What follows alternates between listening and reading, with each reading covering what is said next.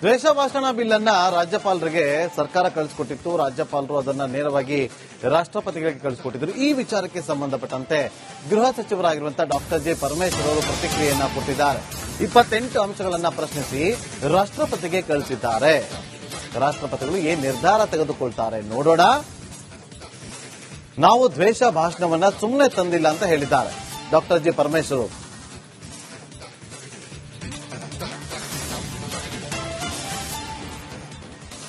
ಅದೇ 28 ಅಂಶಗಳನ್ನ ಅವರು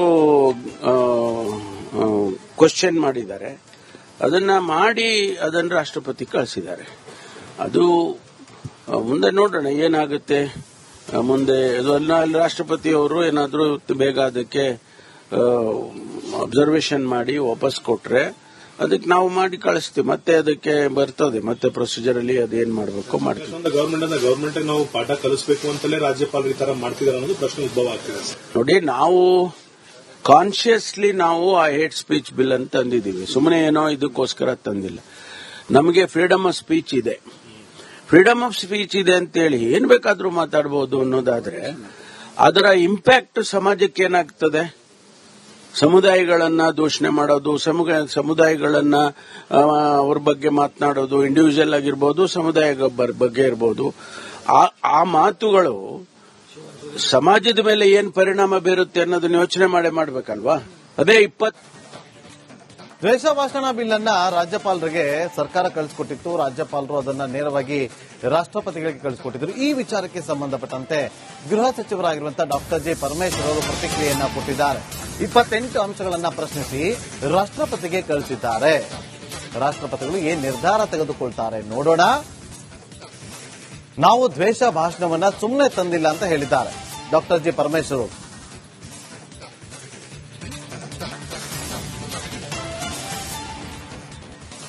ಅದೇ 28 ಅಂಶಗಳನ್ನ ಅವರು ಕ್ವಶನ್ ಮಾಡಿದ್ದಾರೆ.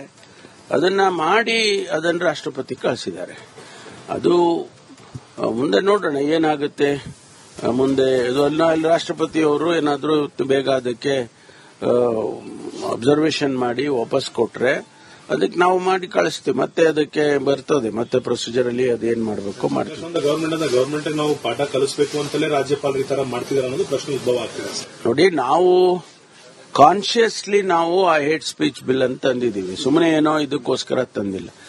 ನಮಗೆ ಫ್ರೀಡಮ್ ಆಫ್ ಸ್ಪೀಚ್ ಇದೆ. ಫ್ರೀಡಮ್ ಆಫ್ ಸ್ಪೀಚ್ ಇದೆ ಅಂತೇಳಿ ಏನ್ ಬೇಕಾದ್ರೂ ಮಾತಾಡಬಹುದು ಅನ್ನೋದಾದ್ರೆ ಅದರ ಇಂಪ್ಯಾಕ್ಟ್ ಸಮಾಜಕ್ಕೆ ಏನಾಗ್ತದೆ?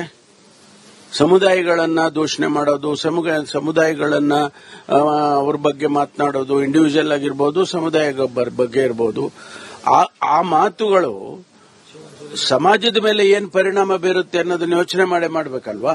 ಅದೇ ದ್ವೇಷ ಭಾಷಣ ಬಿಲ್ ಅನ್ನ ರಾಜ್ಯಪಾಲರಿಗೆ ಸರ್ಕಾರ ಕಳಿಸಿಕೊಟ್ಟಿತ್ತು. ರಾಜ್ಯಪಾಲರು ಅದನ್ನ ನೇರವಾಗಿ ರಾಷ್ಟ್ರಪತಿಗಳಿಗೆ ಕಳಿಸಿಕೊಟ್ಟಿದ್ರು. ಈ ವಿಚಾರಕ್ಕೆ ಸಂಬಂಧಪಟ್ಟಂತೆ ಗೃಹ ಸಚಿವರಾಗಿರುವಂತಹ ಡಾಕ್ಟರ್ ಜೆ ಪರಮೇಶ್ವರ್ ಅವರು ಪ್ರತಿಕ್ರಿಯೆಯನ್ನ ಕೊಟ್ಟಿದ್ದಾರೆ.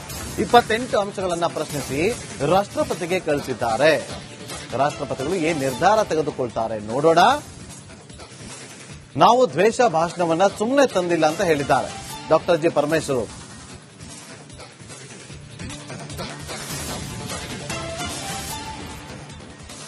ಅದೇ 28 ಅಂಶಗಳನ್ನ ಅವರು ಕ್ವಶನ್ ಮಾಡಿದ್ದಾರೆ. ಅದನ್ನ ಮಾಡಿ ಅದನ್ನು ರಾಷ್ಟ್ರಪತಿ ಕಳಿಸಿದ್ದಾರೆ. ಅದು ಮುಂದೆ ನೋಡೋಣ ಏನಾಗುತ್ತೆ ಮುಂದೆ.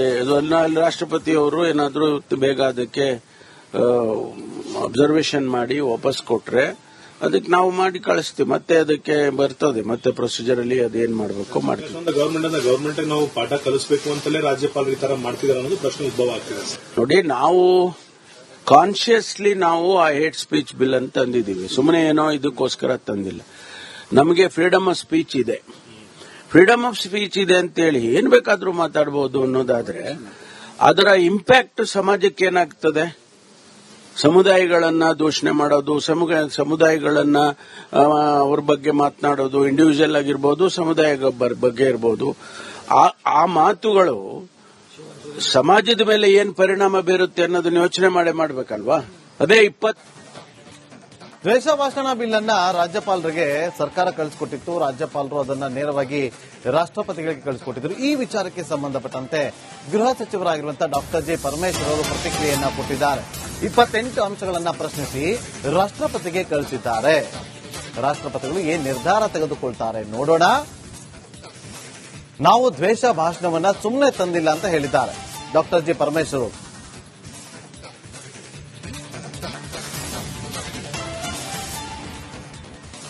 ಅದೇ 28 ಅಂಶಗಳನ್ನ ಅವರು ಕ್ವಶನ್ ಮಾಡಿದ್ದಾರೆ. ಅದನ್ನ ಮಾಡಿ ಅದನ್ನು ರಾಷ್ಟ್ರಪತಿ ಕಳಿಸಿದ್ದಾರೆ. ಅದು ಮುಂದೆ ನೋಡೋಣ ಏನಾಗುತ್ತೆ ಮುಂದೆ. ಅಲ್ಲಿ ರಾಷ್ಟ್ರಪತಿ ಅವರು ಏನಾದರೂ ಬೇಗ ಅದಕ್ಕೆ ಅಬ್ಸರ್ವೇಷನ್ ಮಾಡಿ ವಾಪಸ್ ಕೊಟ್ರೆ ಅದಕ್ಕೆ ನಾವು ಮಾಡಿ ಕಳಿಸ್ತೀವಿ. ಮತ್ತೆ ಅದಕ್ಕೆ ಬರ್ತದೆ, ಮತ್ತೆ ಪ್ರೊಸೀಜರ್ ಅಲ್ಲಿ ಅದೇನ್ ಮಾಡಬೇಕು ಮಾಡ್ತೀವಿ. ಗವರ್ಮೆಂಟ್ ನಾವು ಪಾಠ ಕಲಿಸಬೇಕು ಅಂತಲೇ ರಾಜ್ಯಪಾಲರು ಈ ತರ ಮಾಡ್ತಿದ್ದಾರೆ ಅನ್ನೋದು ಪ್ರಶ್ನೆ ಉದ್ಭವ ಆಗ್ತಿದೆ. ನೋಡಿ, ನಾವು ಕಾನ್ಶಿಯಸ್ಲಿ ನಾವು ಆ ಹೇಟ್ ಸ್ಪೀಚ್ ಬಿಲ್ ಅಂತ ತಂದಿದ್ದೀವಿ. ಸುಮ್ಮನೆ ಏನೋ ಇದಕ್ಕೋಸ್ಕರ ತಂದಿಲ್ಲ. ನಮಗೆ ಫ್ರೀಡಮ್ ಆಫ್ ಸ್ಪೀಚ್ ಇದೆ. ಫ್ರೀಡಮ್ ಆಫ್ ಸ್ಪೀಚ್ ಇದೆ ಅಂತೇಳಿ ಏನ್ ಬೇಕಾದ್ರೂ ಮಾತಾಡಬಹುದು ಅನ್ನೋದಾದ್ರೆ ಅದರ ಇಂಪ್ಯಾಕ್ಟ್ ಸಮಾಜಕ್ಕೆ ಏನಾಗ್ತದೆ? ಸಮುದಾಯಗಳನ್ನ ದೂಷಣೆ ಮಾಡೋದು, ಸಮುದಾಯಗಳನ್ನ ಅವ್ರ ಬಗ್ಗೆ ಮಾತನಾಡೋದು, ಇಂಡಿವಿಜುವಲ್ ಆಗಿರ್ಬೋದು, ಸಮುದಾಯ ಬಗ್ಗೆ ಇರ್ಬೋದು, ಆ ಮಾತುಗಳು ಸಮಾಜದ ಮೇಲೆ ಏನ್ ಪರಿಣಾಮ ಬೀರುತ್ತೆ ಅನ್ನೋದನ್ನ ಯೋಚನೆ ಮಾಡಬೇಕಲ್ವಾ? ಅದೇ ದ್ವೇಷ ಭಾಷಣ ಬಿಲ್ ಅನ್ನ ರಾಜ್ಯಪಾಲರಿಗೆ ಸರ್ಕಾರ ಕಳಿಸಿಕೊಟ್ಟಿತ್ತು. ರಾಜ್ಯಪಾಲರು ಅದನ್ನ ನೇರವಾಗಿ ರಾಷ್ಟ್ರಪತಿಗಳಿಗೆ ಕಳಿಸಿಕೊಟ್ಟಿದ್ರು. ಈ ವಿಚಾರಕ್ಕೆ ಸಂಬಂಧಪಟ್ಟಂತೆ ಗೃಹ ಸಚಿವರಾಗಿರುವಂತಹ ಡಾಕ್ಟರ್ ಜೆ ಪರಮೇಶ್ವರ್ ಅವರು ಪ್ರತಿಕ್ರಿಯೆಯನ್ನ ಕೊಟ್ಟಿದ್ದಾರೆ. 28 ಅಂಶಗಳನ್ನ ಪ್ರಶ್ನಿಸಿ ರಾಷ್ಟ್ರಪತಿಗೆ ಕಳಿಸಿದ್ದಾರೆ. ರಾಷ್ಟ್ರಪತಿಗಳು ಏನ್ ನಿರ್ಧಾರ ತೆಗೆದುಕೊಳ್ತಾರೆ ನೋಡೋಣ. ನಾವು ದ್ವೇಷ ಭಾಷಣವನ್ನ ಸುಮ್ಮನೆ ತಂದಿಲ್ಲ ಅಂತ ಹೇಳಿದ್ದಾರೆ ಡಾಕ್ಟರ್ ಜೆ ಪರಮೇಶ್ವರ್.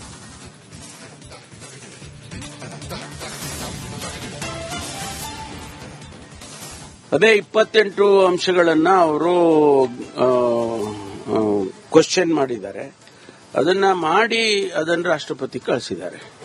ಅದು ಮುಂದೆ ನೋಡೋಣ ಏನಾಗುತ್ತೆ ಮುಂದೆ.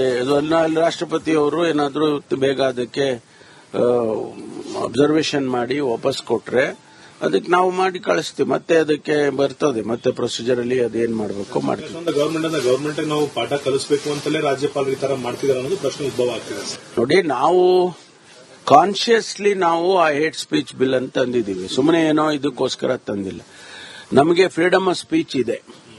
ಫ್ರೀಡಮ್ ಆಫ್ ಸ್ಪೀಚ್ ಇದೆ ಅಂತೇಳಿ ಏನ್ ಬೇಕಾದ್ರೂ ಮಾತಾಡಬಹುದು ಅನ್ನೋದಾದ್ರೆ ಅದರ ಇಂಪ್ಯಾಕ್ಟ್ ಸಮಾಜಕ್ಕೆ ಏನಾಗ್ತದೆ? ಸಮುದಾಯಗಳನ್ನ ದೂಷಣೆ ಮಾಡೋದು, ಸಮುದಾಯಗಳನ್ನ ಅವ್ರ ಬಗ್ಗೆ ಮಾತನಾಡೋದು, ಇಂಡಿವಿಜುವಲ್ ಆಗಿರ್ಬೋದು, ಸಮುದಾಯ ಬಗ್ಗೆ ಇರ್ಬೋದು, ಆ ಮಾತುಗಳು ಸಮಾಜದ ಮೇಲೆ ಏನ್ ಪರಿಣಾಮ ಬೀರುತ್ತೆ ಅನ್ನೋದನ್ನ ಯೋಚನೆ ಮಾಡಬೇಕಲ್ವಾ? ಅದೇ ದ್ವೇಷ ಭಾಷಣ ಬಿಲ್ ಅನ್ನ ರಾಜ್ಯಪಾಲರಿಗೆ ಸರ್ಕಾರ ಕಳಿಸಿಕೊಟ್ಟಿತ್ತು. ರಾಜ್ಯಪಾಲರು ಅದನ್ನ ನೇರವಾಗಿ ರಾಷ್ಟ್ರಪತಿಗಳಿಗೆ ಕಳಿಸಿಕೊಟ್ಟಿದ್ರು. ಈ ವಿಚಾರಕ್ಕೆ ಸಂಬಂಧಪಟ್ಟಂತೆ ಗೃಹ ಸಚಿವರಾಗಿರುವಂತಹ ಡಾಕ್ಟರ್ ಜೆ ಪರಮೇಶ್ವರ್ ಅವರು ಪ್ರತಿಕ್ರಿಯೆಯನ್ನ ಕೊಟ್ಟಿದ್ದಾರೆ. 28 ಅಂಶಗಳನ್ನ ಪ್ರಶ್ನಿಸಿ ರಾಷ್ಟ್ರಪತಿಗೆ ಕಳಿಸಿದ್ದಾರೆ. ರಾಷ್ಟ್ರಪತಿಗಳು ಏನ್ ನಿರ್ಧಾರ ತೆಗೆದುಕೊಳ್ತಾರೆ ನೋಡೋಣ. ನಾವು ದ್ವೇಷ ಭಾಷಣವನ್ನ ಸುಮ್ಮನೆ ತಂದಿಲ್ಲ ಅಂತ ಹೇಳಿದ್ದಾರೆ ಡಾಕ್ಟರ್ ಜೆ ಪರಮೇಶ್ವರ್.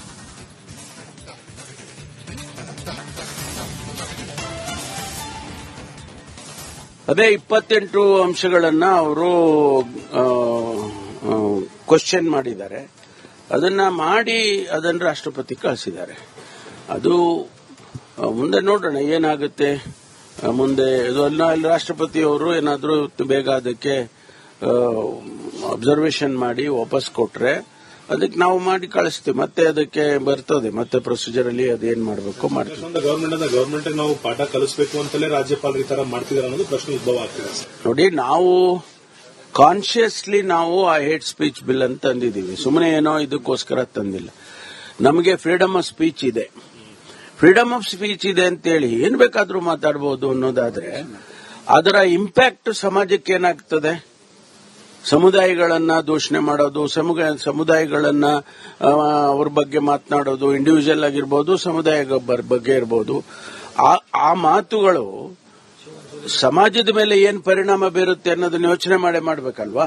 ಅದೇ